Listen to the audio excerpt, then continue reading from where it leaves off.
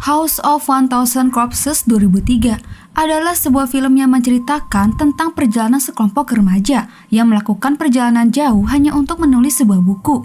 Namun suatu ketika, perjalanan mereka harus berakhir terjebak di rumah keluarga psikopat kejam. Nah, apakah yang akan terjadi kepada mereka selanjutnya? Bagi yang penasaran, langsung aja ambil posisi rebasan.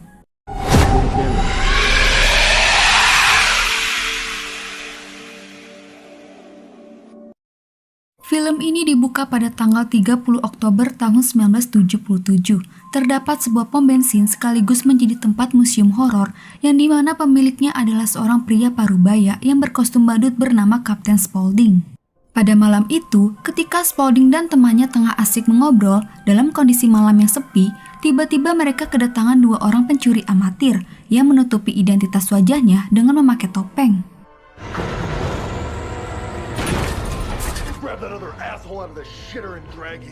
Lalu mereka memaksa Kapten Spaulding untuk menyerahkan semua harta bendanya. Namun tak sedikit pun Spaulding merasa takut dan dia menanggapi mereka dengan sikap yang santai. Saat para pencuri mendesak Spaulding, tiba-tiba mereka dikagetkan oleh anak buah Spaulding yang memakai kostum, sehingga kesempatan itu membuat Spaulding berhasil membunuh mereka dengan senjata. Sementara di sisi lain, diperlihatkan sekelompok pasangan anak muda yang beranggotakan 4 orang tengah dalam perjalanan untuk sebuah misi dengan harapan bisa menulis buku tentang atraksi pinggir jalan.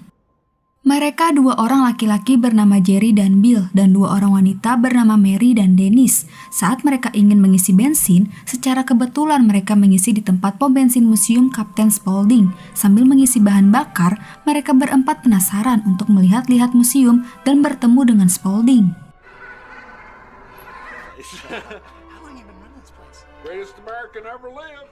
Karena mereka sekelompok anak muda yang suka dengan sesuatu hal yang membuat penasaran, Kapten Spaulding menceritakan legenda tentang orang-orang psikopat yang terkenal seperti Ed Gein. Ed Gein adalah seorang pembunuh kejam dari Amerika Serikat yang terkenal melalui tindak kejahatannya yang cukup ekstrim, beserta dengan yang lainnya. Sampai suatu ketika, sekelompok anak muda ini cukup tertarik dengan legenda lokal Dr. Satan yang diceritakan Kapten Spaulding. Dr. Satan adalah legenda psikopat yang cukup terkenal juga. Menurut legenda, dia mati tergantung di pohon yang terletak tak jauh dari tempat mereka bersinggah, sehingga menarik mereka untuk segera menyelidikinya.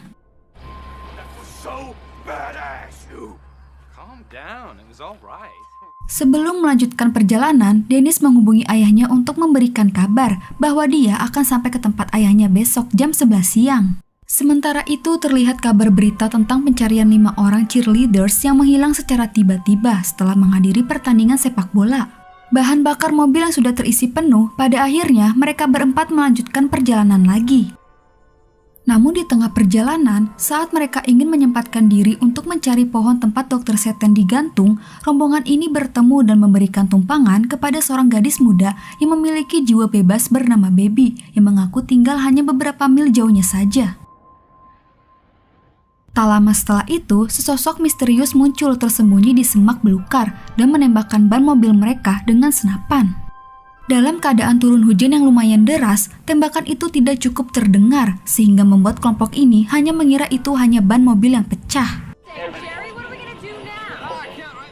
Baby menawarkan bantuan dan membawa Bill ke rumah keluarganya untuk mendapatkan truk derek.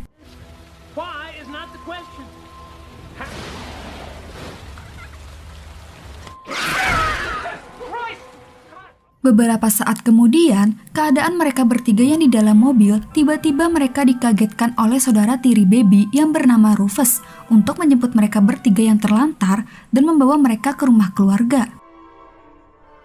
Di sana mereka bertemu keluarga Baby, yaitu ibu Baby bernama Mother Firefly yang sedikit seksoi, kemudian saudara angkatnya bernama Otis Driftwood, dan saudara tirinya seorang raksasa tini, lalu kakek Hugo yang suka bergurau. Saat disuguhi makan malam, sekelompok anak muda ini begitu keheranan dan takut melihat sosok raksasa Tini.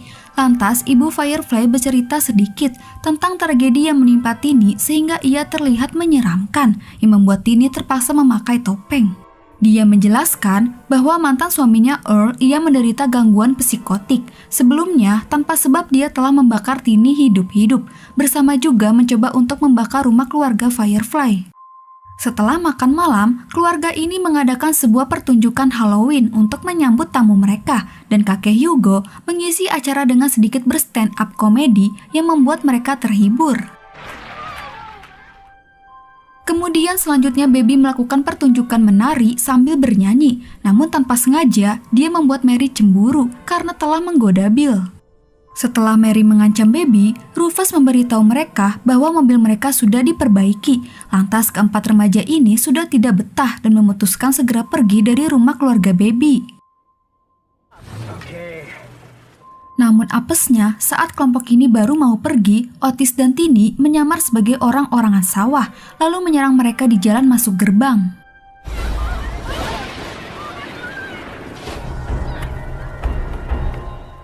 Tanpa belas kasihan, keluarga psikopat ini langsung memburu dan menangkap mereka semua.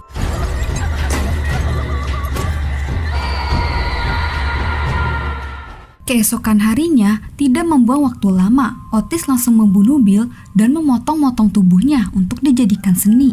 Mary diikat di gudang sementara Dennis diikat di tempat tidur. Dia didandani untuk menyambut hari Halloween dan Jerry mendapatkan siksaan secara perlahan karena sebagian anggota tubuhnya dikuliti Baby.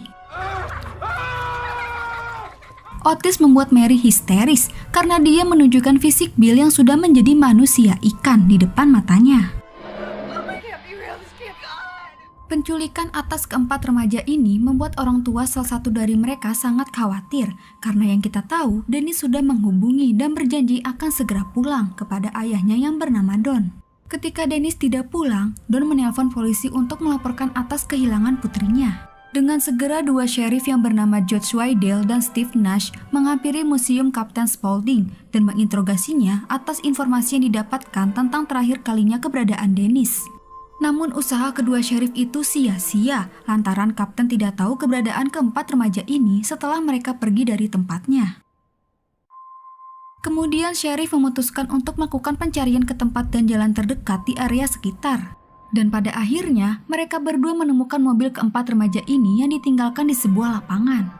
Dan betapa terkejutnya ketika sheriff menemukan pemandu sorak yang tewas dalam kondisi cukup kacau di bagasi. Seperti yang dijelaskan dalam siaran berita di TV yang lalu, ternyata dia adalah salah satu dari 5 pemandu sorak yang hilang lebih dari seminggu yang lalu. Kemudian setelah penemuan itu, sheriff beranggapan kasus hilangnya sekelompok anak-anak ini adalah masalah yang serius. Pada akhirnya, Don yang kebetulan mantan seorang polisi, dia dipanggil ke tempat kejadian untuk membantu pencarian para sheriff. Kemudian mereka curiga dan mendatangi sebuah rumah yang terletak di area sekitar penemuan mobil tersebut. Dan setelah mereka tiba di rumah keluarga Firefly, Letnan Wydell langsung menanyai ibu Firefly tentang remaja yang hilang, sementara Steve dan Don menyelidiki di halaman sekitar rumah. Lalu pencarian mereka berdua tertuju pada sebuah gudang yang terkunci. Di sana, Steve dan Don terkejut ketika menemukan lebih banyak mayat pemandu sorak, beserta Mary dalam kondisi terikat yang hampir tak sadarkan diri. Dengan segera Steve menghubungi Letnan Wydell untuk memberikan informasi. Namun saat Letnan Wydell lengah, tiba-tiba ibu Firefly menembak kepalanya hingga membuatnya tewas. Di waktu yang bersamaan, Don dan Steve kemudian dibunuh oleh Otis. Malamnya, kelakuan keluarga psikopat ini semakin gila. 3 remaja yang tersisa dibuat berpakaian kostum kelinci. Lalu Otis mengejek Dennis menggunakan kulit wajah ayahnya yang sudah tewas sebagai topeng. Kemudian seluruh keluarga Firefly membawa mereka ke sumur tua yang sudah ditinggalkan. Mary mencoba untuk melarikan diri, tetapi beberapa saat kemudian Baby berhasil menemukannya dan melukainya sampai tewas.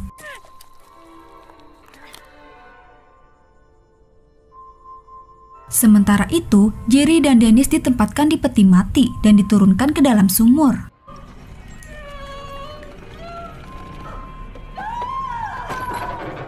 Dalam kondisi keputusasaan karena terjebak di dalam peti, tiba-tiba sekelompok makhluk eksperimen gagal membongkar peti mati dan menarik Jerry pergi.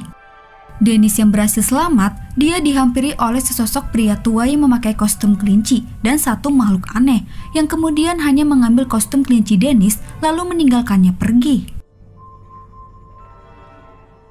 Sementara Otis dan keluarganya membakar mayat Mary di tumpukan kayu bakar untuk keperluan ritual. Di waktu yang sama di ruang bawah tanah, Dennis menemukan jalan yang tertuju pada sebuah terowongan yang dipenuhi dengan jasad yang dipotong-potong.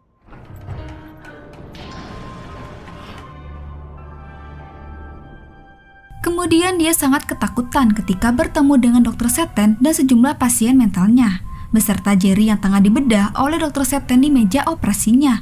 Jerry tewas saat Dennis berteriak. Lalu kemudian Dr. Satan memerintahkan asistennya untuk menangkap Dennis.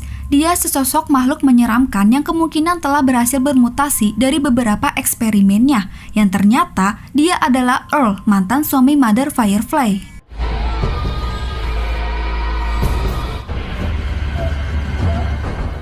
Earl tidak membiarkan Dennis melarikan diri, tetapi Dennis berhasil mengecohnya, sehingga membuat Earl tertimpa puing-puing yang jatuh dari terowongan yang runtuh. Kejadian itu juga membuat Dennis pingsan seketika. Keesokan paginya dia tersadar, kemudian Dennis berhasil melarikan diri dengan merangkak ke atas permukaan jalan. Terlihat kondisinya cukup memprihatinkan, namun meskipun begitu, dia bersyukur bisa lolos dari sarang psikopat berbahaya. Dennis berjalan ke jalan utama, di mana dia bertemu Kapten Spaulding yang memberinya tumpangan di mobilnya. Dia pingsan karena kelelahan, dan tiba-tiba Otis muncul di kursi belakang dengan pisau. Dennis kemudian bangun dan mendapati dirinya diikat ke meja operasi, dikelilingin oleh Dr. Satan dan Earl yang selamat dari gua tersebut. Dennis berteriak histeris. Film pun selesai. Ending yang cukup menyebalkan. Ternyata keluarga Firefly menganut ritual yang dimana selama ini perbuatan kejamnya itu merupakan salah satu syaratnya. Dan juga keluarga ini sangat mengerikan karena mereka memiliki Dr. Satan beserta hasil eksperimennya itu benar-benar nyata adanya. Untuk jawaban dari ending yang begitu menyebalkan ini, sang sutradara telah membuat 2 sequel dari film ini yang berjudul The Devil's Reject 2005 dan Three from Hell 2019. Mungkin nanti jika ada kesempatan, Mimin mau buatin lagi kedua sequelnya. Oke guys, sampai di sini dulu ya videonya. Terima kasih yang udah nonton, semoga kalian sehat selalu. Sampai jumpa di video selanjutnya. Bye!